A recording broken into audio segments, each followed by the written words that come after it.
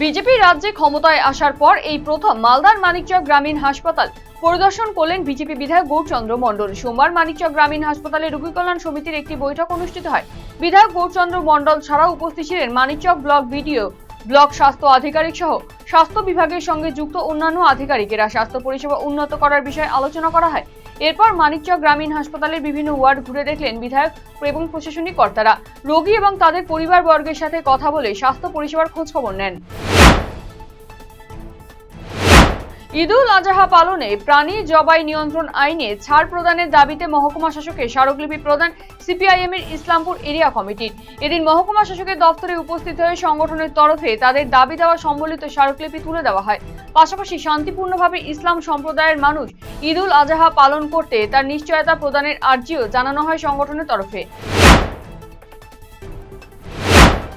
2 দফা দাবিতে BJP teacher সেলের পক্ষ থেকে ডেপুটেশন প্রদান করা হলো উত্তর দিনাজপুর জেলা বিদ্যালয় পরিদর্শকের কাছে। সোমবার সংগঠনের প্রতিনিধিরা রায়গঞ্জের কর্ণজোড়ায় অবস্থিত জেলা শিক্ষা ভবনে উপস্থিত হন।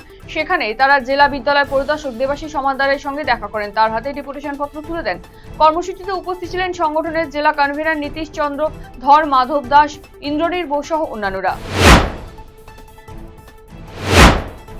বাংলাদেশে পাচারের উদ্দেশ্যে মজুত করে রাখা প্রায় 1500 বোতল ফেন্সিডিল উদ্ধার করল সিতাই থানার পুলিশ।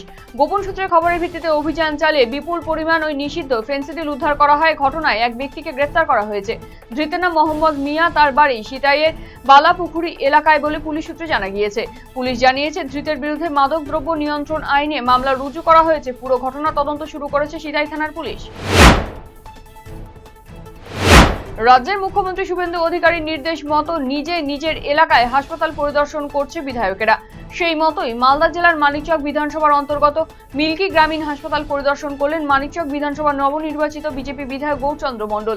হাসপাতালের পরিকাঠামোগত উন্নয়ন এবং চিকিৎসার মান আরও উন্নত করার লক্ষ্যে রোগী কল্যাণ সমিতির বৈঠক করেন এদিন।